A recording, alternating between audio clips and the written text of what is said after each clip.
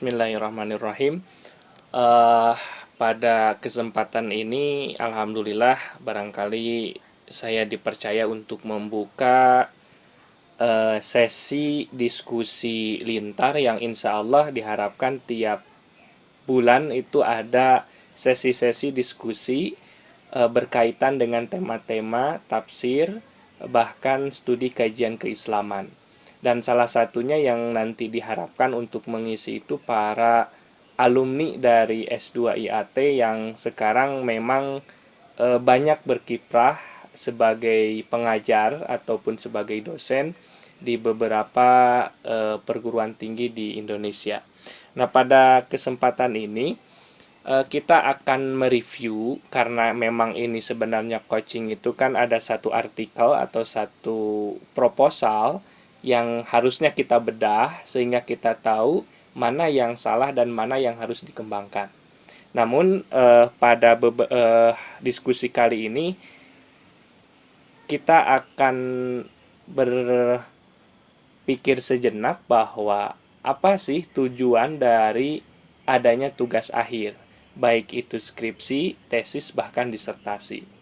Tentu bagi sebagian dari guru-guru kita mengungkapkan bahwa penelitian yang bagus itu adalah penelitian yang selesai. Itu memang benar. Tetapi yang perlu kita tambahkan lagi adalah penelitian yang bagus itu selain selesai bisa memberikan impact atau manfaat dalam pengembangan kajian keilmuan. Nah, hal inilah yang memang harus kita geliatkan dalam aspek-aspek penelitian. Nah, oleh karena itu, bagi teman-teman dari S1, bahkan rekan-rekan saya yang ada di S2, ada perlu aspek hal yang harus diperhatikan dalam penyelesaian tugas akhir ini. Izin saya share dulu. Ini mana ya?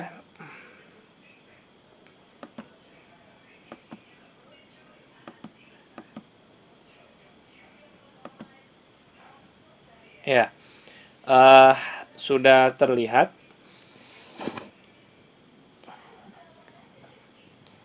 Pertanyaannya, apa yang harus dilakukan untuk dapat menyelesaikan skripsi atau tesis tepat pada waktunya? Memang ada beberapa aspek ketika kita akan melakukan penelitian tugas akhir. Pertama, bagi teman-teman yang memang belum memiliki proposal. Yang kedua, bagi teman-teman yang sekarang lagi proses penelitian akhir, termasuk saya memang. Eh, Ketika beranjak dengan berbagai kegiatan, terkadang hal yang urgent karena kita memulai untuk melanjutkan pendidikan terbengkalai. Nah, hal inilah yang harus kita sama-sama atensi atau perhatikan berkaitan dengan tujuan pendidikan kita. Nah, oleh karena itu, yang saya alami dan diskusi dengan rekan-rekan itu adalah kunci keberhasilan penelitian tugas akhir itu kurang lebih ada 5 hal. Yang pertama adalah manajemen waktu.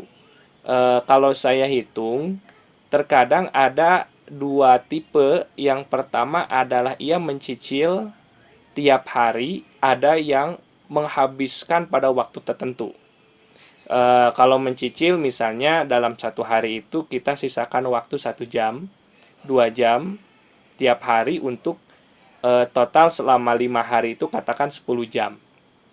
Ada juga sebagian kita yang mentotalkan itu pada satu hari penuh.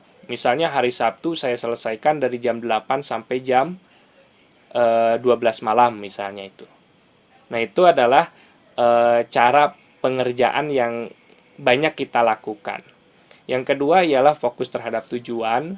Memang tujuan inilah yang harus kita dapatkan itu bagaimana selesai dalam tugas ataupun penugasan penelitian akhir.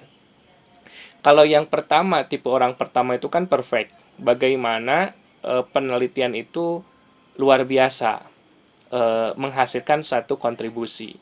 Yang kedua ialah bagaimana ia dapat lulus, berarti pragmatis. Yang ketiga adalah gabungan. Dalam artian karena memang kita dibiayai baik oleh beasiswa ataupun pribadi, itu pasti ada tenggat waktunya, makanya kita untuk menyelesaikannya adalah pragmatis. Tetapi ketika setelah selesai dalam sidang ataupun diskusi sidang ujian, maka langkah keduanya kita harus idealis dalam pengembangan kepada buku, referensi, dan artikel. Jadi setelah kita lulus itu jangan sampai skripsi kita ataupun tesis kita itu tidak kita kembangkan. Dengan apa kembangkannya? Itu adalah dengan menjadikannya buku atau menjadikannya menjadi artikel ilmiah yang dapat dibaca oleh orang lain. Yang ketiga, nah ini yang ingin saya itu ya uh, menjadi tekanan itu. Mana ya? Yang menjadi tekanan itu adalah memahami apa yang diteliti. Nah ini 345 ini sebenarnya ketika kita paham nomor 345, penelitian itu kita tahu arah alur yang harus kita tuju. Seperti misalnya jika kita ingin ke Ancol, kita tahu apa yang dituju, kita tahu cara untuk menujunya, bisa menggunakan sepeda motor, bisa menggunakan mobil, bisa menggunakan kereta, bisa menggunakan kapal. Nah, ketika kita tahu apa yang diteliti, maka metode yang digunakannya jika kita menggunakan kereta, maka kita tahu berapa biaya yang dikeluarkan, berapa lama waktu yang ditempuh, dan apa yang harus dilakukan ketika di dalam kereta. Nah, sehingga nanti yang kelima ini mengetahui alur penelitian yang dilakukan. Jadi sebenarnya jika kita paham tiga hal ini, sesungguhnya kita tidak harus mengumpulkan data yang terlalu banyak tetapi kita tidak tahu. Kita bisa menggunakan hanya satu kertas. Ini alurnya seperti ini, tujuannya ke sini, dan ketika kita tahu, tinggal kita isi dengan poin-poin yang akan dikembangkan dengan kalimat, paragraf, alinea, dan seterusnya. Nah, jadi yang akan kita fokuskan itu adalah tiga aspek itu. Pertama, mengenai kita tahu apa yang kita teliti, rumpunnya. Rumpun yang kita teliti apa sih? Lalu metodologi yang digunakan, serta alur penelitian yang harus dilakukan. Nah, inilah yang kita akan bedah mengenai tiga aspek tersebut. Oleh karena itu, yang perlu diperhatikan ada 4 aspek sebenarnya yang paling mudah kita. Nah, ini kita buat ini ya. Kita fokus kajian. Nah, fokus kajian ini dalam studi kajian ilmu Quran dan tafsir, saya membaginya menjadi 4 aspek. Yang pertama itu berkaitan dengan kajian keislaman seperti ulumul Quran. Oke. Yang pertama itu adalah berkaitan dengan fokus ya ataupun rumpun dalam studi kajian ilmu Al-Quran itu adalah yang pertama ulumul Quran. Jadi kalau kita ingin mengkaji aspek ulumul Quran, jadi aspek ulumul Quran inilah yang ingin kita teliti, ruang lingkupnya adalah ulumul Quran. Yang kedua ialah aspek tafsir. Jadi kalau yang pertama berkaitan dengan keilmuan, yang kedua berkaitan dengan produk. Tafsir ini nanti dapat terbagi menjadi beberapa tempat. Kalau Prof. Azra itu membaginya menjadi beberapa wilayah perkembangan Islam itu seperti di Nusantara, yakni Asia Tenggara, lalu Asia Selatan, Asia Tengah, dan Eropa. Nanti Asia Selatan itu tidak lepas dari berkaitan dengan Afrika. Jadi perkembangan Islam itu dari 4 wilayah itu memiliki ciri khas tersendiri. Kalau misalnya Asia Tengah seperti Mekah dan sekitarnya itu dekat dengan sumber dengan sumber Al-Qur'an karena Islam lahir di sana. Tetapi ketika ke Asia Tenggara oleh Hodgson itu diungkapkan sebagai Islam di pinggiran, yang mana apa namanya itu, perkembangan Islamnya itu dianggap terbelakang. Kenapa? Karena berbeda dari segi-segi bentuk penafsiran yang dilakukan. Namun oleh salah satu peneliti luar itu membantah hal tersebut, bahwa mereka itu tetap merujuk kepada sumber-sumber di Asia Tengah karena menggunakan tafsir Jalalain, tafsir Baidawi, dan beberapa tafsir Timur Tengah. Itu yang kedua berkaitan dengan tafsir. Yang ketiga berkaitan dengan yang disebut dengan living Quran. Nah, ini sebenarnya itu berkaitan dengan bercampurnya perkembangan studi kajian lapangan atau sosiologis. Nah, hal inilah yang eh, turut menjadi apa ya namanya itu, mengembangkan kajian-kajian living Quran. Nah, yang keempat berkaitan dengan studi pemikiran tafsir dari beberapa wilayah, khususnya adalah Eropa ataupun Barat lah istilahnya itu, dengan apa namanya itu, konsep-konsep baru seperti Fazlur Rahman itu dengan konsep apa namanya itu istilahnya itu, ini yang diteliti oleh Shauki itu double movement ya, hermeneutik yang sebagainya, anti double movement dan sebagainya lah. Nah, di sana juga nanti ada berkaitan dengan kajian-kajian tafsir sebagai sebuah cara pandang ilmiah. Nah, itulah yang fokus kajian kita kemana. Sehingga dalam tugas akhir itu kita punya spesifikasi keahlian. Kita ahli dalam studi Quran dan tafsir, tapi kita punya spesifikasi terhadap apa yang kita ketahui. Misalnya kita lebih spesifikasi terhadap kajian ulumul Qur'annya, atau kajian tafsir Sundanya, atau kajian tafsir Nusantaranya. Nah, yang menarik hari ini, ketika Prof. Jajang itu, memang Prof. Jajang bukan awal, karena ada Jajang Jahroni dengan kajian-kajian kesundaannya, tetapi karena memang fokus pada tafsirnya, kajian Nusantara mulai menggeliat khususnya di ranah Tatar Sunda. Nah, inilah yang sebenarnya membuka jalan kita untuk mengembangkan kajian-kajian studi keislaman ataupun tafsir yang ada di wilayah Nusantara. Karena dalam salah satu diskusi dengan apa ya, saya lupa lagi namanya itu, bahwa orang-orang Eropa atau peneliti-peneliti Eropa itu lebih tertarik, ataupun pengelola jurnal Eropa luar negeri yang terindeks Scopus lebih cenderung eh, potensi diterimanya itu lebih besar ketika kajian-kajian lokal. Itu jadi kajian-kajian lokal itu lebih daripada dengan kajian-kajian yang umum yang di tiap daerah pun ada. Nah, itulah yang kita harus fokuskan terhadap apa yang kita pilih. Nah, yang kedua adalah kita bisa mengungkapkan latar belakang ini. Karena kenapa? Di ujian proposal, di sidang skripsi ataupun tesis, biasanya selalu ditanya, apa alasan Anda meneliti ini? Nah, terkadang inilah yang menjadi kebingungan kita ketika kita ungkapkan itu, bahwa penelitian ini hanya sebatas menarik misalnya. Tidak masalah ketika kita mengungkapkan itu menarik, namun harus dibangun dengan argumen-argumen yang apa namanya, argumen-argumen rasional, ilmiah, dan dapat dipertanggungjawabkan.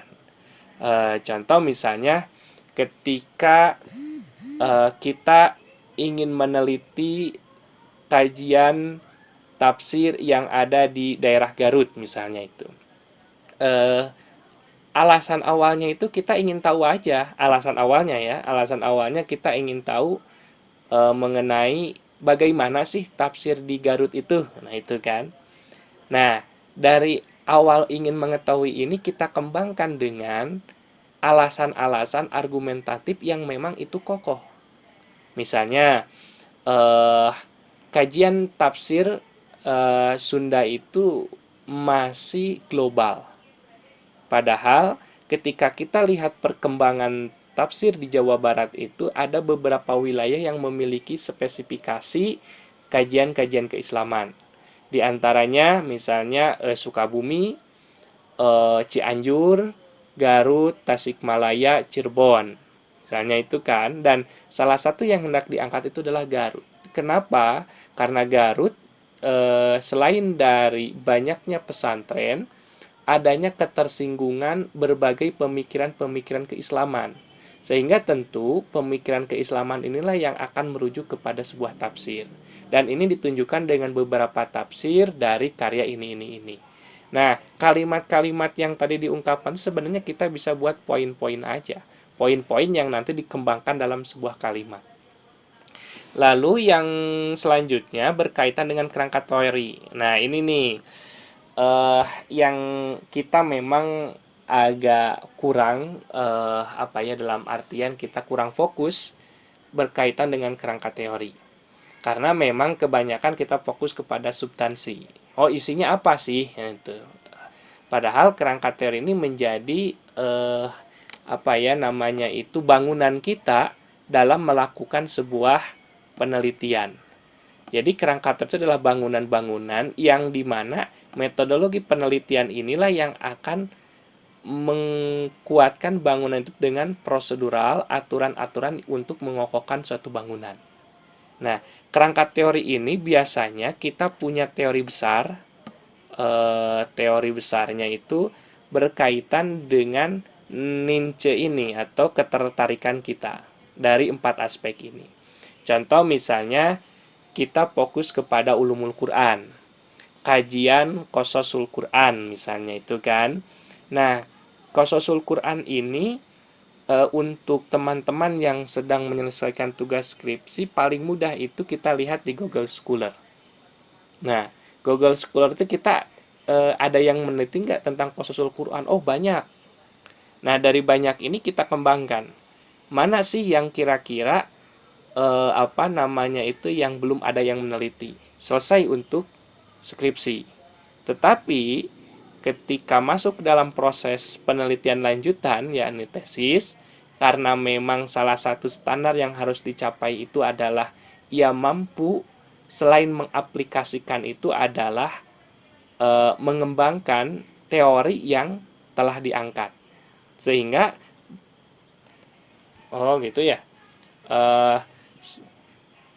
sehingga kerangka teori yang diangkat inilah yang sesungguhnya kita harus berdasar pada teori umum yang dari spesifik yang kita angkat.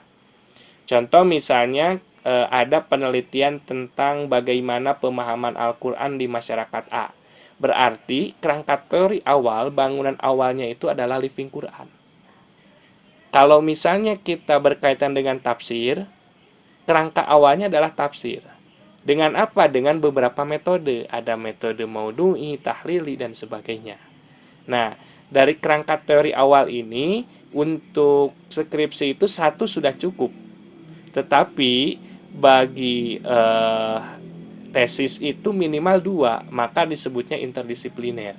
Penelitian gabungan dengan beberapa teori. Sehingga kerangkanya itu ada beberapa teori yang memang beda satu rumpun tetapi beda fokus kajiannya. Nah, yang ketiga itu metodologi penelitian. Setelah kita buat bangunan itu baru kita masuk ke metodologi penelitian yang kita angkat. Metode penelitian itu yang pasti banyak ditanya ketika ujian munaqosyah itu adalah apa metode yang digunakan. Kalau S1 itu pasti deskriptif, kalau S2 ditambah analisis. Analisis. Deskriptif itu apa? Deskriptif itu menggambarkan atau menceritakan berdasarkan cara pandang teori yang digunakan. Contoh misalnya ada perampokan di pasar lah istilahnya itu. Kita mau menggunakan cara pandang siapa? cara pandang seorang perampok, cara pandang seorang warga pasar, cara pandang konsumen. Ini beda. Misalnya kita menggunakan cara pandang konsumen, bahwa pada jam 7 ada seorang laki-laki yang memakai tas hitam lalu berjalan dan seolah-olah dikejar oleh warga lainnya. Sudah, itu baru deskriptif. Nah, pertanyaannya kenapa dikejar oleh warga? Disinilah masuk sebagai analisis. Maka di penelitian tesis inilah yang sebenarnya analisis inilah yang sesungguhnya kerangka teorinya ada beberapa aspek. Contoh misalnya ketika kita kemarin ada teman kita yang meneliti tentang tafsir apa ya itu yang di Muhammadiyah ya, itu tafsir At-Tanwir kalau saya apa ya lupa lagi. Ketika kita menggambarkan bagaimana penafsirannya, itu adalah deskriptif. Sehingga teori tafsirnya itu adalah berdasarkan bisa maudhu'i, bisa tahlili. Tapi pertanyaannya kenapa menyajikannya seperti itu menggunakan analisis? Nah, analisis ini digunakan dengan beberapa pisau. Pisau hermeneutik, pisau dengan apa dan sebagainya. Nah, itu adalah dari kerangka teorinya. Nah, dari metodologi penelitian deskriptif analisis ini dilanjutkan dengan namanya jenis penelitian. Jenis penelitian itu bagi kita itu pasti dengan istilah kualitatif, tidak mungkin kuantitatif. Dan hari ini kualitatif ini menjadi primadona dalam penelitian. Dulu itu kuantitatif, tetapi kuantitatif itu tidak bisa menjelaskan lebih dalam kenapa data itu disajikan. Ketika kualitatif, maka data itu disajikan itu secara mendalam, walaupun memang di sana itu adalah subjektivitas. Nah, subjektivitas dalam penelitian kualitatif itu tidak masalah, karena tiap orang beda kepala. Namun yang jadi pertanyaan, subjektivitas ini didasarkan atas dasar apa? Dasar bangunan referensi, atau katakanlah istilahnya itu sumber-sumbernya, sehingga selalu ditanya alasan Anda apa ini, oh referensinya ini dan sebagainya. Lalu yang terakhir adalah memang kesimpulan itu adalah jawaban dari apa yang dipertanyakan di awal. Makanya bagi teman-teman yang hari ini belum melakukan penelitian skripsi ataupun tesis, alangkah baiknya itu sebenarnya kita tidak harus menyajikan dalam beberapa halaman secara menyeluruh, tetapi cukup untuk kerangka awalnya itu adalah satu halaman cukup. Apa yang ingin dilihat itu menanyakan pada diri kita sendiri sebenarnya itu. Apa sih yang ingin kita teliti? Jujur misalnya saya ingin meneliti karena penasaran, sudah oke. Nah, itu pertama. Tapi kan tidak tahunya kita berbeda dengan ketidaktahuan dalam perkembangan akademik. Kita tidak tahu hari ini menggunakan internet. Tapi di Eropa sana, mereka sudah tahu apa itu internet. Sehingga perlunya adanya kajian pustaka. Kajian pustaka itu untuk menyamakan ketidaktahuan kita dengan ketidaktahuan yang ada di masyarakat akademik. Inilah yang terkadang timpang antara kita itu ketika mengajukan ke noveltian kita, ke orsinilan penelitian kita. Nah, itu jadi nanti ini tips yang bisa saya berikan ketika hendak untuk mempersiapkan ujian proposal itu adalah dengan 3 aspek ini. Pertama adalah pendahuluan, pembahasan, pembahasan dan kesimpulan. Nah, dari pendahuluan ini buatlah menjadi 3 paragraf. Paragraf pertama berkaitan dengan alasan. Alasannya apa? Tulis aja 1 kalimat. Alasan saya tidak tahu. Nah, misalnya apa ya ini? Oh, saya gini kan aja biar enak. Yes.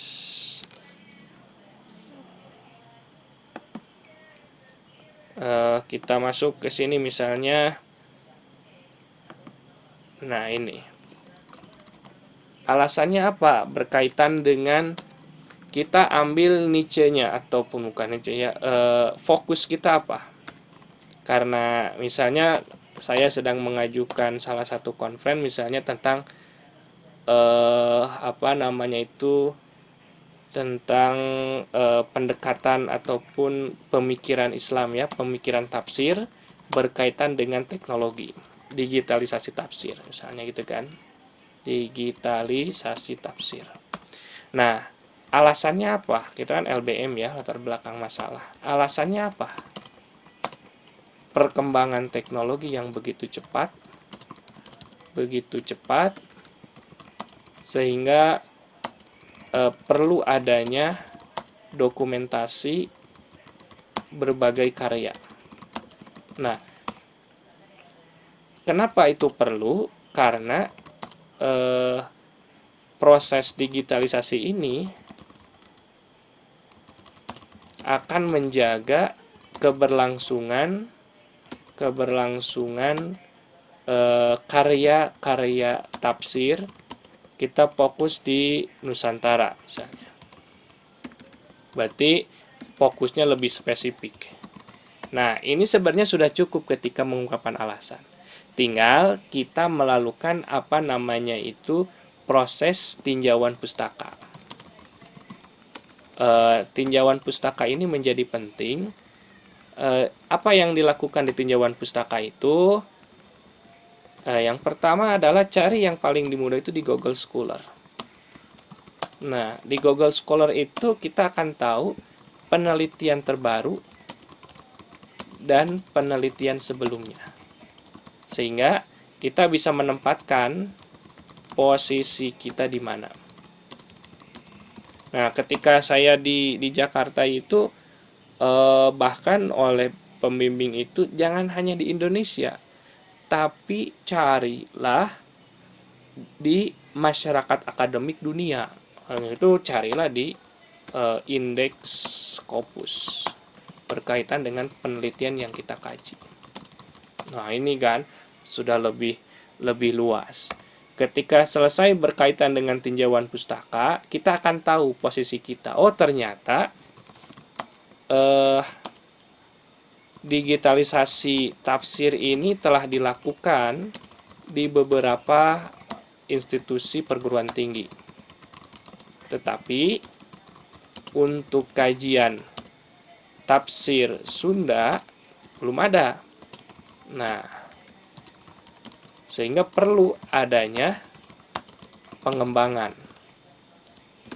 Nah, kita tinggal apa yang ingin dilakukan, karena dalam penelitian itu ada kurang lebih 3 aspek. Yang pertama, kita ingin mengaplikasikan sebuah teori, mendukung dan mengembangkan teori, atau membantah dan mengganti dengan teori baru. Nah, karena dari informasi yang ada itu kita tidak bisa membantah dan kita belum ada datanya, maka kita ingin mengaplikasikan sebuah teori. Nah, ketika mengaplikasikan sebuah teori, baru kita membangun sebuah kerangka teori. Kerangka teori yang dibangun bagaimana? Nah, karena ini digitalisasi, karena lebih ke aplikatif, maka ada namanya pendekatan interdisipliner. Antara yang pertama adalah studi apa ya namanya itu, pengumpulan. Kalau sejarah itu kan pengumpulan karya-karya. Dalam filologi itu kan ada ya tahap-tahapannya, itu saya lupa lagi itu. Jadi kita mencari data, lalu setelah mencari data mengumpulkan, setelah mengumpulkan data baru pada proses digitalisasi kan gitu. Sehingga ada studi naskah lah, studi naskah, dan kedua adalah studi teknologi lah. Karena kita bukan adalah proses pengaplikasikan sebuah sebuah teori untuk diimplementasikan. Nah, setelah dari kerangka teori ini dibangun, kita masuk ke metodologi penelitian. Apa itu metodologi penelitian? Oh, kecil ya. Itu adalah alur kita untuk menemukan jawaban. Jadi kita pun harus punya alurnya, makanya digunakanlah metodologi penelitian. Jadi kalau kita ingin ke Ancol, sudah tahu menggunakan kereta, pertanyaannya bagaimana kita bisa sampai dengan kereta itu. Tentu kalau saya di Sumedang harus naik kendaraan dulu, lalu masuk ke ke stasiun Bandung. Apa ya, harganya berapa, waktunya berapa. Nah, itulah metodologi penelitian gunanya. Jadi metodologi penelitian itu alur kita untuk mengungkapkan sebuah masalah yang kita angkat. Dari apa? Dari metode yang digunakan pasti kualitatif ataupun namanya itu deskriptif. Deskriptif karena saya hanya ingin mengembangkan. Lalu jenisnya itu kualitatif. Nah, itu dua poin penting itu. Lalu kalau di kajian tesis biasanya ada namanya pendekatan. Pendekatan yang digunakan apa sih? Nah, kalau ingin dikembangkan, misalnya dari dampak sosial akademisnya misalnya. Nah, sosial akademis ini berarti akan ada pendekatan baru untuk mengungkapkan permasalahan yang diangkat. Nah, kita sudah ungkapkan, kita buat kesimpulan. Kalau di awal kalau penelitian kuantitatif, kesimpulan itu disebut hipotesis, dan itu selalu ada. Pertanyaannya apakah di kualitatif ada? Bagi saya itu ada kesimpulan yang disebut asumsi. Asumsi berdasarkan informasi yang ada. Kesimpulannya bahwa misalnya penyajian penyajian penyajian data data tafsir berbasis digital menjadi memiliki urgensi yang dibutuhkan bagi kalangan akademis dikarenakan tidak adanya sumber data. Nah, hal inilah hal inilah yang mengakibatkan kekurangan studi literatur bagi mereka yang ingin mengkaji tafsir Sunda. Nah, itu pola bagi mereka yang belum melakukan proses penelitian, sedang proses mencari judul ataupun proses dalam pengembangan dari proposalnya. Pertanyaannya lalu bagaimana bagi mereka yang sudah mengajukan proposal, sudah melakukan penelitian, apa sih yang harus dilakukan? Yaitu nanti kita jika ada yang ingin didiskusikan dari sini, silakan sebelum kita masuk kepada ringkasan sih. Intinya itu secara umum karena ini diskusi singkat berkaitan dengan apa yang harus dilakukan berkaitan dengan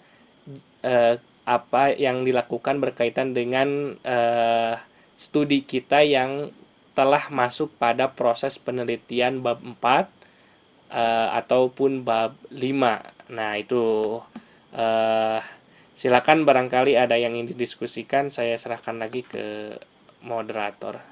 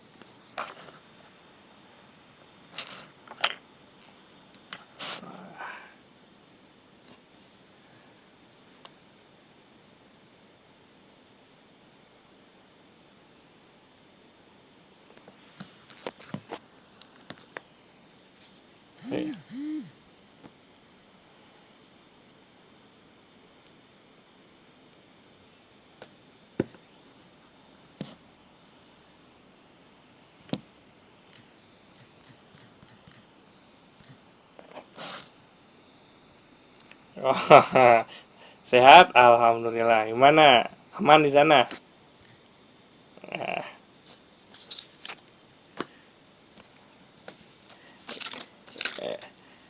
oke, saya kira kemungkinan diskusinya ini apa yang harus disiapkan ketika ujian masuk. Wah, itu ya yang harus diangkat ini ya.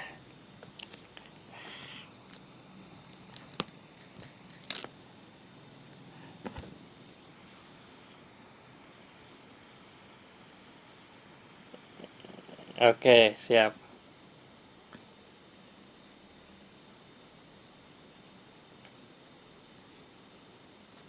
Oke, sip lah. Bagus.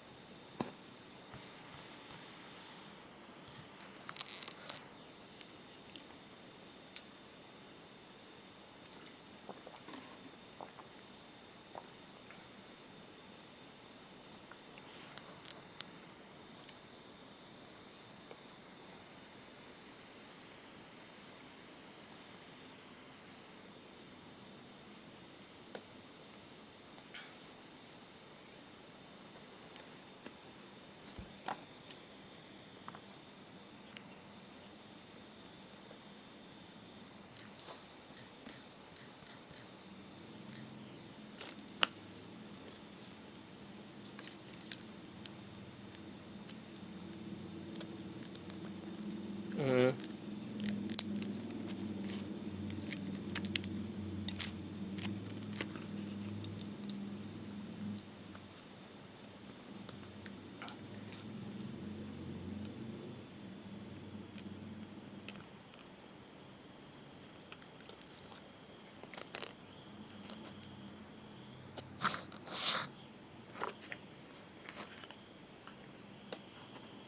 yep.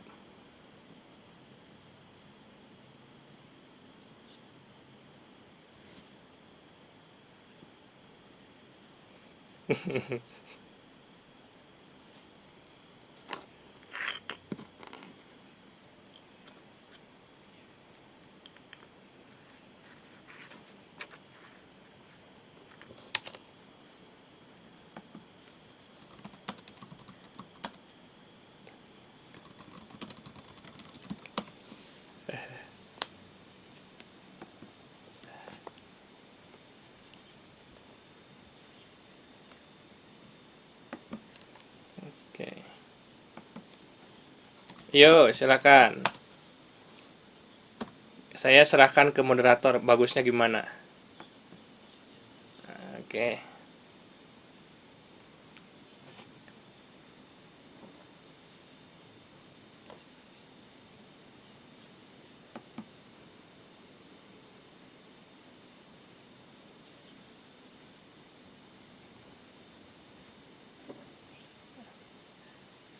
Oke, siap. eh Pertama berkaitan apa sih bedanya antara S1, S2, dan S3 lah kita ambil misalnya. Kalau kita lihat dari kebijakan pemerintah, itu ada namanya CPL. Jadi intinya itu adalah capaian yang ingin didapatkan ketika teman-teman berkuliah. Misalnya S1, S2, S3. Salah satu CPL yang ditetapkan itu kalau di S1 itu adalah mupasir awal atau mupasir pertama itu ya. Itunya itu istilahnya itu. Oh, pemula ya, bukan pertama awal. Nah, mupasir pemula. Yang kedua itu ada istilahnya itu asisten peneliti dan satu lagi apa itu ya? Eh lalu di akademisi ya, akademisi itu tiga. Lalu yang kedua ketika S2 itu salah satunya adalah mupasir madya. Mupasir madya, yang kedua itu menjadi seorang akademisi dan peneliti. Jadi sebenarnya ketika kita masuk dalam candra di muka pengembangan diri kita di program pendidikan itu, kita mempunyai spesifikasi mau kemana. Apakah kita ingin menjadi mufasir madya? Berarti ia ahli dalam penafsiran, gitu ya. Atau menjadi seorang peneliti yang mana melihat kesenjangan antara kenyataan dan teori ya. Realitas dan kenyataan sama. Berarti antara ide ataupun suatu yang di sana dengan kenyataan. Ada yang disebut akademisi, di mana ia mampu mengajarkan gagasan-gagasan ketafsirannya itu dan mempraktekannya dan memberikan karya terhadap apa yang ia gagaskan. Nah, inilah yang kita bisa ketika ada teman-teman kita, waduh, saya ini kemampuannya di sini, saya bukan ini. Kita bisa menspesifikkan diri, kita cocoknya lebih kemana berdasarkan kemampuan kita.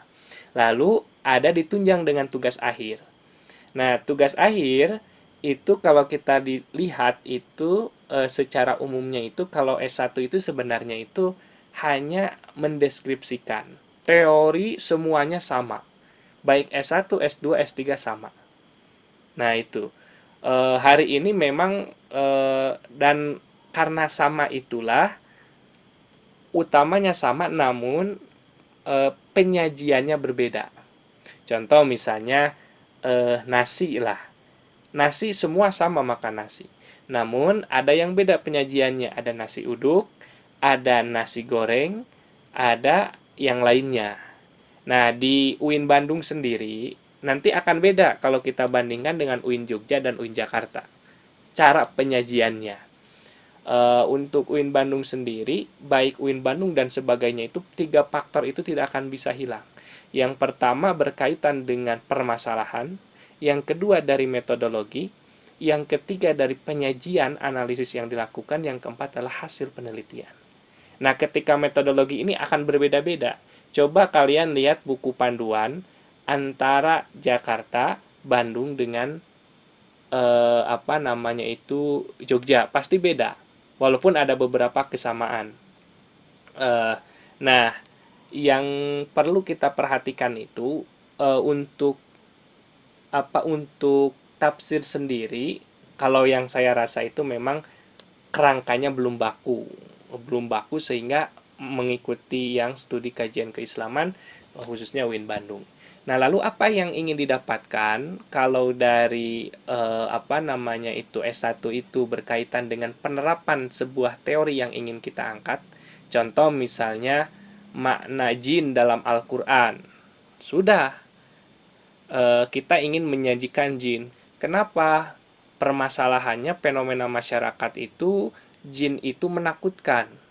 Jin itu selalu mengganggu dan menyalahkan. Pertanyaannya apakah seperti itu jin dalam Al-Qur'an? Karena ada ayat bahwa ternyata jin juga beribadah. Ibadahnya apakah mengganggu dan sebagainya. Sehingga itu yang ingin diteliti ketika di S1. Lalu lanjut kita ke S2. S2 itu adalah tidak hanya sebatas penerapan, tetapi pengembangan teori dengan analisis yang kita miliki. Nah, tadi makna jin dalam Al-Qur'an. Kita sudah tahu ternyata jin dalam Al-Qur'an itu berbeda. Ada permasalahan lagi, bahwa jin ini ketika di dalam Al-Qur'an diungkapkan, lalu kenapa beribadahnya itu mengganggu sehingga ada sebagian masyarakat muslim yang kesurupan. Nah, dikaitkan dengan fenomena masyarakat. Nah, S2 itu hanya menyajikan berkaitan dengan fenomena masyarakat berdasarkan pendapat-pendapat kita dengan sebuah teori. Jadi pengembangan teori yang awal tadi dari S1. Itu yang harus didapatkan sebenarnya. Jadi sebenarnya itu yang harus didapatkan. Berarti cara berpikir kita naik. Nah, ketika S3 misalnya ada 2 opsi. Kalau misalnya di Jakarta itu Anda ingin menentang atau Anda ingin mendukung. Kalau Anda ingin menentang, sajikanlah teori yang baru. Jika Anda ingin mendukung, sajikanlah dukungan baru berdasarkan teori yang Anda buat. Dan itu. Nah, ketika itulah misalnya ada satu teori berkaitan dengan bahwa jin itu mengganggu itu karena memang salah satu bentuk ibadah misalnya. Itu satu. Lalu kita ternyata menemukan sebuah hasil kesimpulan bahwa mengganggu yang dilakukan jin itu adalah sesuatu yang memang ia lakukan untuk bisa mendekatkan diri pada Tuhannya misalnya kan gitu. atau sesuatu yang aspek yang lainnya. Berarti kan ada dua teori yang menunjukkan bahwa jin juga beribadah. Jadi itu salah satu apa sih yang menjadi titik beratnya itu. Karena memang satu sama lain sama sebenarnya itu. Sehingga kalau di tiap ujian, kenapa ujian itu ditanya untuk menyajikan itu hanya 10 menit, tidak 30 menit. Karena penguji akan melihat logika berpikir dari penyajian yang dilakukan apakah salah atau benar. Dari latar belakangnya, menjelaskan lalu teorinya, lalu pembahasan hasilnya cukup 10 menit. Ketika ada yang tidak sesuai, maka akan di cross check. Tidak sesuai dari pemikiran pengujinya ataupun dari logika yang dibangun. Sehingga dicek mana ininya. Oh, ternyata ini yang menjadi kesalahannya. Baru diperbaiki dan seterusnya. Nah, selanjutnya tadi yang kedua itu berkaitan dengan apakah apa namanya itu ru'yah itu bisa diangkat. Selagi itu ada di dalam kehidupan, pasti selalu ada masalah yang bisa diangkat. Jadi, namun yang perlu diperhatikan itu mau cara pandang apa digunakan untuk mengangkat ru'yah ini. Kalau fenomenanya udah oke. Kita membagi ada fenomena ru'yah apa? Ru'yah jalan lurus dan ru'yah jalan miring misalnya kan gitu. Nah, kita ingin menggabungkan dua ru'yah tersebut menjadi satu pola yang baru. Pernah saya diskusi dengan salah satu teman dari KPI itu berkaitan dengan metode hipnosis. Ia karena memang seorang ahli terapi, lalu masuk ke KPI, ia ingin mengungkapkan bahwa antara hipnosis yang ada di barat itu dengan cara kerja dari pondok pesantren Suryalaya itu memiliki kesamaan. Nah, itu ya, untuk apa ya intinya itu satu kesembuhan lah intinya itu. Nah, kita coba membandingkan. Nah, dari membandingkan itu, untuk S2 itu ketika kita membandingkan, kita menyajikan perbedaan dan sebagainya, sudah selesai. Tetapi kalau kita ingin mengungkapkannya lebih lanjut ke jenjang selanjutnya, maka di sana itu adalah mengungkapkan satu terobosan bahwa ada satu gagasan baru berkaitan dengan hipnosis Islam. Bahwa hipnosis Islam ini adalah sebuah gabungan antara perspektif barat dengan perspektif Islam yang ini sebenarnya sudah ada pada masa Imam Ghazali, masa ini namun yang menjadi tolak ukurnya adalah metode yang diangkat misalnya gitu. Itu atau mungkin dari nanti Teh Rina itu berkaitan dengan ini mumpung ada ya tasawuf psikoterapi. Nah, itu kan berkaitan antara psikologi dengan apa namanya itu dengan tasawuf ya, dengan tasawuf. Dan itu kan berupaya untuk menggabungkan. Itu salah satunya. Jadi sebenarnya banyak gagasan. Yang paling penting itu dari sekarang itu adalah kita mampu menyimpan artikel-artikel yang sekiranya menarik bagi teman-teman yang masih jauh sih. Jadi menyimpan artikel itu bukan hanya sebatas tugas, tetapi pengembangan karir kita secara akademik berkaitan dengan tema yang dipilih. Misalnya kita cari Google Scholar misalnya tentang ada yang baru enggak? Oh, misalnya ini. Itu yang Pak Jajang pernah cerita. Pak Jajang itu pertama ia tidak sungkan meminta data dari para mahasiswanya berkaitan dengan tafsir Sunda. Ia berkata bahwa kita harus up to date terhadap informasi-informasi yang ada. Baik itu S1, S2, S3. Makanya ya kalau lihat di laptopnya itu sangat rapi. Sangat rapi, poin per poin di mana tempat-tempatnya. Nah, ketika ada misalnya skripsi yang menarik, datanya itu misalnya diserahkan dari pihak itu, oh ini, saya minta datanya ini dong untuk dibaca. Ketika di Google Scholar misalnya ada yang baru saya ingin membaca. Sehingga ia terus up to date terhadap berbagai karya-karyanya berkaitan dengan tafsir Sunda. Itu yang bisa saya dapatkan dari cara yang dilakukan oleh Pak Jajang dalam pengembangan nilai akademisnya. Itu barangkali dari untuk Kang Iman ya, berkaitan dengan apa ya namanya itu cara pengembangan untuk nanti studi lanjut. Nah itu ya, itu barangkali silakan.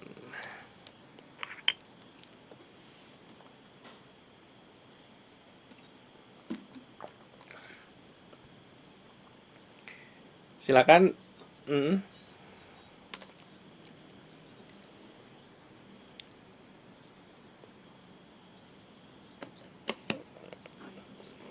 mm,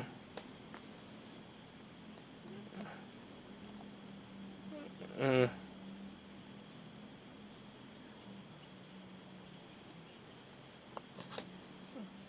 mm,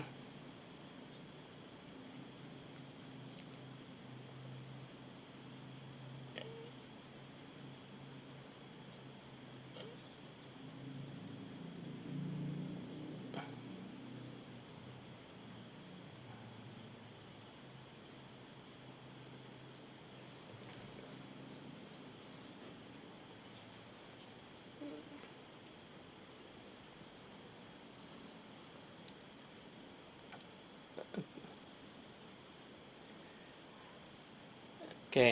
eh itu di CPL itu ada namanya, ya, memang di CPL atau di poin-poin yang ditetapkan itu salah satu yang membedakan juga selain dari kedalaman tugas akhir itu adalah penggunaan teori. Jadi untuk S1 itu satu teori sudah cukup. Tapi untuk tesis itu adalah interdisipliner. Jadi dua teori cukup lah. Yang ketiga itu yang saya itu yang S3 itu multidisipliner. Beberapa teori yang sebenarnya itu hanya satu teori, tetapi ketika analisis jadi beberapa teori. Pernah saya dimarahi oleh eh, Prof Kusmana itu, loba-loba teuing teori sana kos anu bisa wae kan gitu. Satu juga belum tentu. Nah, siap. Nah, itu saya itu satu teori. Tapi ternyata dari tiap pembahasan itu menggunakan teori-teori yang berbeda. Di bab 3 saja saya berkaitan dengan pemikiran pemikiran tokoh Sunda lah misalnya itu. Ternyata tiap pembahasannya itu beda-beda. Saya menggunakan analisis yang digunakan. Tetapi dengan kerangka awal tadi berkaitan dengan itu. Nah, dalam dalam kerangka teori yang di pasca kita memang dianjurkannya itu adalah interdisipliner. Minimal kita dua teori. Yang kerangka teori pertama misalnya kita menggunakan Maudu'i. Nah, Maudu'i ini menjadi satu pokok wajib yang kita gunakan dalam proses analisis. Analisis yang dilakukan misalnya perbandingan dan sebagainya. Nah, karena kita objeknya misalnya pendidikan, mau tidak mau kita harus mengangkat pendekatan apa yang berkaitan dengan pendidikan. Eh karena memang untuk S2 itu kalau saya lihat hanya sebatas prinsip, konsep, nilai-nilai, maka gunakanlah pendekatan yang umum. Sehingga berkaitan dengan kependidikan. Takutnya kalau spesifik, karena berarti penjelasannya itu harus lebih dalam dari pernyataan yang diangkat. Misalnya, bab 4 berkaitan dengan penafsiran pendidikan pada tafsir A misalnya itu ya. Ketika kita masuk kepada konsep penafsiran atas pendidikan, ketika kita terlalu spesifik, kita akan kesulitan data. Tapi kalau umum, maka kita bisa menggunakan konsep bahwa ternyata konsep pendidikan itu misalnya dalam perspektif Sunda itu silih asa, silih asi, silih asuh ya. Nah, silih asa ini misalnya kita bisa kembangkan dengan beberapa penafsiran. Oh, asah ini seperti ini loh definisinya. Lalu ini sehingga di sebuah kesimpulannya bahwa pendidikan berkarakter budaya ini yang dikembangkan oleh pemerintah, rekomendasi misalnya, tidak bertentangan dengan nilai-nilai keislaman selagi nilai-nilai yang diangkat itu adalah nilai-nilai yang baik yang tidak bertentangan. Contohnya misalnya nilai-nilai pendidikan pendidikan sili asa, sili asi, sili asuh itu memiliki nilai-nilai keislaman. Nah, itu kita sudah mengungkapkan sebuah teori berkaitan dengan pendidikan karakter berbudaya kan gitu, karakter budaya. Nah, nanti di sana itu ini bisa masuk pada tarbiyah. Tarbiyah itu kan pengembangan atas pendidikan tiga itu. Bahwa ternyata pendidikan itu sudah kita teliti dalam kajian Quran tidak bertentangan, lalu dipraktekkanlah oleh pendidikan tarbiyah. Dan kalau ini pentingnya kita bahwa tidak hanya sebatas tesis itu, ketika kita buat buku itu jadi rujukan. Jadi kembali kepada apa yang tadi didiskusikan bahwa di kerangka teori itu maka minimal gunakanlah dua teori. Pertama adalah teori pokok yang kita angkat berkaitan dengan tafsir. Yang kedua adalah berkaitan dengan pendidikan. Nah, pendidikan ini apa yang ingin didapatkan? Apakah konsep, prinsip, dan sebagainya? Sehingga dianjurkan lebih sederhana. Lebih umum dalam artian tidak spesifik, namun nanti analisisnya kita kembangkan lebih dalam. Nah, itu barangkali untuk apa yang didiskusikan. Silakan kalau belum jelas. Oke. Nah, silakan ada lagi barangkali.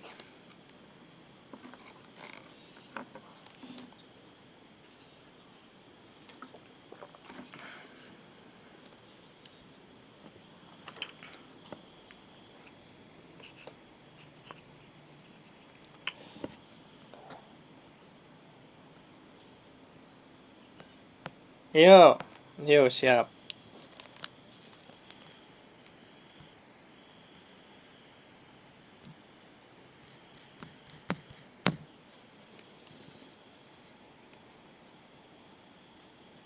Ya, silakan.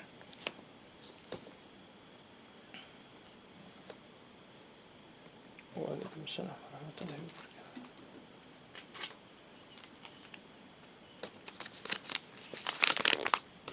Amin, amin, amin, amin.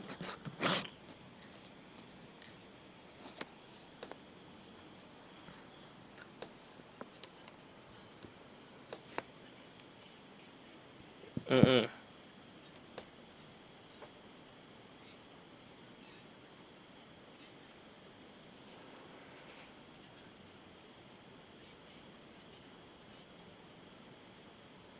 Mm. Ya.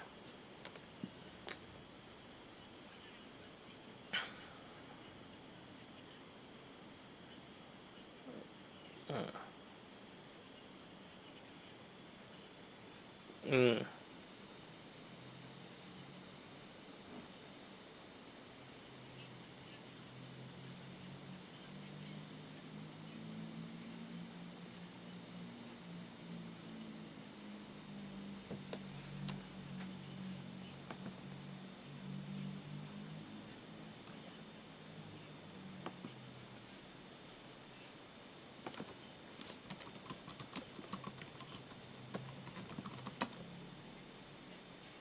Ya.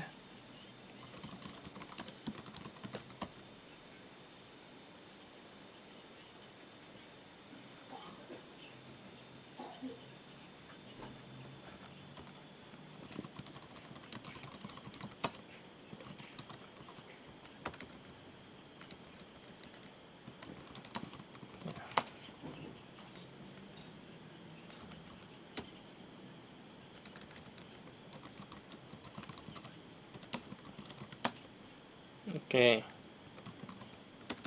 Tanwir. Makasih Tanwir dan himpunan.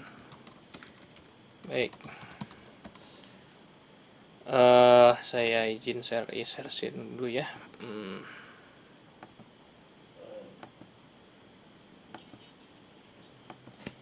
Oke. Saya share screen. Ini ya 3 poin permasalahan yang ingin diungkapkan. Pertama, mengenai metodologi penafsiran tafsir at-tanwir, corak tafsir, karakteristik tafsir, dan relevansinya dengan himpunan. Nah, sebenarnya ini kalau kita lihat saya diibaratkan seperti ini biar mudah. Mana ya?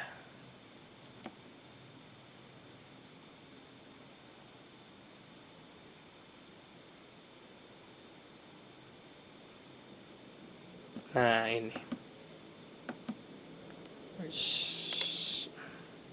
Ini ini metodologi. tafsir tanwir.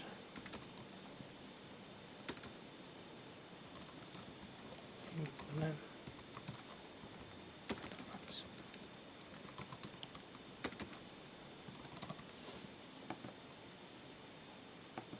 Nah, yang ingin kita lihat dulu secara keseluruhan bahwa ada dua topik yang berbeda. Pertama adalah himpunan tarjih, himpunan tarjih ya sebutnya itu. Lalu yang kedua adalah tafsirnya, kan ada produknya, ada namanya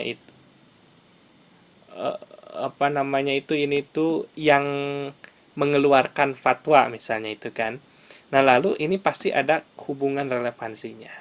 Nah, hal ini terkadang jarang orang ingin melihat hal tersebut. Makanya dalam penelitian itu mencari sekat-sekat kecil ini untuk diungkapkan.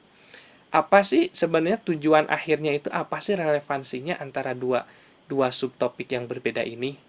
Nah, untuk mengatur relevansi itu berarti kita harus meneliti dulu metodologi tanwir seperti apa tafsir at-tanwir ini. Nah, makanya di sini adalah proses pencarian metodologi.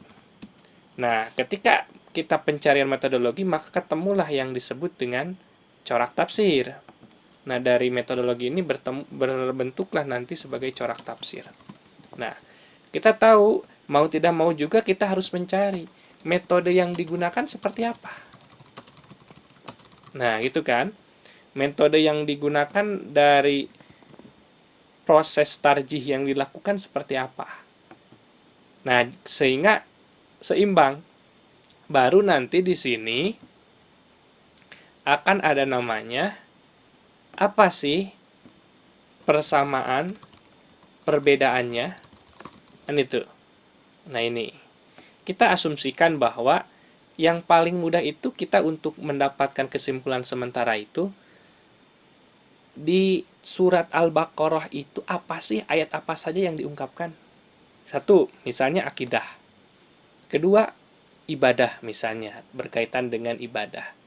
Ketiga, misalnya berkaitan dengan akhlak. Karena awal penelitian dulu kan awalnya ingin melihat namanya itu amal istilahnya itu kesalehan sosial, tetapi kita belum masuk ke sana karena memang metodologinya pun belum terungkap. Nah, itu kan, sehingga dari sana kita akan lihat misalnya ternyata yang dipilihnya satu, ya ini aspek ibadahnya saja. Nah, aspek ibadah itu gunakanlah menggunakan maudhu'i, karena kan pengumpulan ayat. Ini kan proses pengumpulan ayat. Jadi untuk mencari ini adalah proses pengumpulan ayat. Jadi ini dikumpulkan ayat-ayat berkaitan dengan ibadah. Jadi berkaitan dengan ibadah semua kumpulkan. Berarti kan nanti ketika dikumpulkan ada penafsiran dari tafsir dan ada juga namanya itu dari himpunannya juga. Sehingga ketika digabungkan ini akan terlihat namanya relevansi. Keterkaitannya apa sih antara ini dengan ini? Contoh misalnya hubungan relevansi antara tidur malam dengan semangat belajar. Misalnya kan kita buatkan satu analogi. Tidur malam itu kita lihat manfaat dan mudorotnya, misalnya manfaat dan keburukan. Manfaatnya 1, 2, 3, 4, buruknya 1, 2, 3. Semangat belajar itu seperti apa? 1, 2, 3, 4. Nah, dari 1, 2, 3, 4 itu kita akan melihat ada beberapa poin yang sama misalnya. Contoh kalau tidur malam itu bangunnya lelah. Nah, bangunnya lelah. Bangunnya itu lelah, lalu tidak bersemangat dan sebagainya.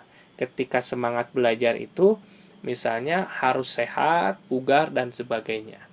Nah, nanti setelah itu kita akan mengaitkan relevansinya. Oh, ternyata bahwa tidur malam itu tidak baik untuk semangat belajar esok harinya ataupun untuk ujian.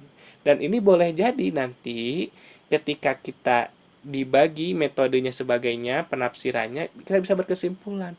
Oh, ternyata bahwa tafsir tanwir ini tidak mengambil 100% dari apa yang telah ditetapkan oleh himpunan tarjih. hanya 20% yang digunakan. Sisanya 80% itu adalah berdasarkan hasil musyawarah. Nah, pertanyaan lagi, ini adalah analisis. Nah, analisis yang digunakan itu tidak bisa dengan metode Maudu'i. Harus berkaitan dengan metode tafsir yang menjadikan tafsir itu sebagai produk, bukan sebagai kitab. Untuk melihat kenapa sih tafsir ini tidak merujuk semuanya kepada apa yang telah ditetapkan oleh himpunan atau dari tim tarjih yang telah dilakukan. Akhirnya kita dapat kesimpulan. Satu, misalnya karena memang budaya yang berbeda sehingga tidak bisa menyamakan apa yang telah ditetapkan oleh pimpinan ataupun tim dari tarjih. Yang kedua, bahwa ternyata mereka mempunyai tujuan bukan sebagai buku atau tafsir panduan, tetapi sebagai tafsir ilmi misalnya untuk menjelaskan dalil-dalil yang relevan yang antara satu dengan yang lainnya. Nah, yang ketiga, misalnya berkaitan dengan posisi tafsir tersebut yang tidak menjadikan sebagai pedoman bagi seluruh masyarakat Muhammadiyah, tetapi khusus pada masyarakat Jawa Barat. Nah, 3 poin ini sesungguhnya menjadi kesimpulan yang luar biasa. Asalkan analisis yang dilakukan. Relevansi yang digunakan ini adalah hanya sebatas pembanding misalnya, hanya sebatas informasi yang ditelaah kembali oleh para penulis tafsir At-Tanwir. Nah, itu jadi metode Maudu'i ini digunakan untuk penafsiran ayat-ayat tauhid. Yang kedua adalah analisis budaya atau analisis kondisional berkaitan dengan kenapa ataupun apa relevansinya dalam hasil tafsir tersebut. Nah, ini bisa digunakan biasanya menggunakan analisis ya, itu dengan apa ya, saya lupa lagi itu ada satu teori yang intinya berkaitan dengan budaya penafsir. Nah, ini teori ini pernah digunakan oleh Pak Jajang dalam salah satu artikelnya, saya baca itu berkaitan dengan tafsir Sunda. Jadi berkaitan dengan bahwa tafsir Sunda itu tidak lepas dari pengaruh budaya dan kepentingan masyarakat penulis atau masyarakat yang dituju dan penulis tersendiri. Nah, ini salah satunya. Nanti bisa dibacalah artikel-artikel yang Pak Jajang berkaitan dengan ideologi tafsir. Nah, lalu kita udah tahu loh ini. Kita buat langkah-langkahnya. Langkah-langkah pribadi apa yang harus dilakukan? Kumpulkan data.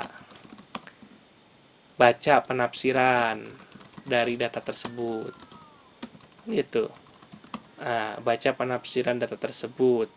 Setelah itu adalah buat asumsi.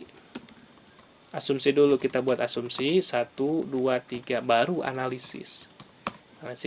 Asumsi ini jika benar jadikan kesimpulan. Jika salah ya kita rubah, ralat aja, tinggal gitu aja.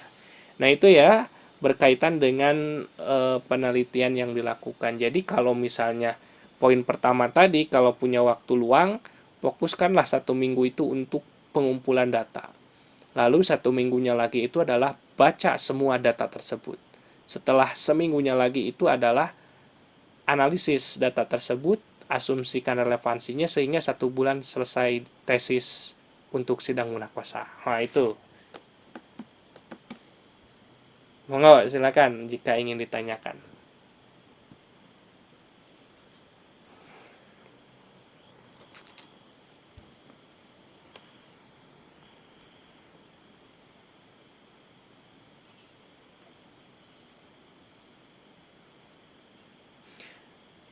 Maudu'i digunakan untuk penafsiran, tetapi harus ada pengembangan untuk menjawab relevansinya. Karena kan ada relevansinya ya, jawaban nomor 3. Maka harus ada tambahan analisis untuk menjawab itu. Jawaban 1, 2 itu sudah cukup dengan Maudu'i, tapi yang nomor 3 itu harus ada tambahan untuk menjawab teori tersebut. Oke. Udah 15 menit lagi ya, udah jam 9.43 ini. Kirain kita akan diskusi sampai jam 9.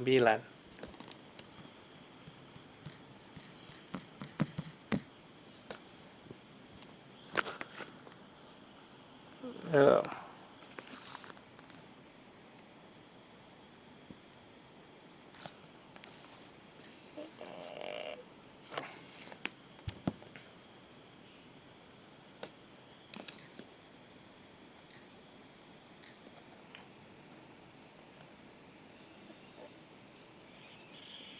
eh,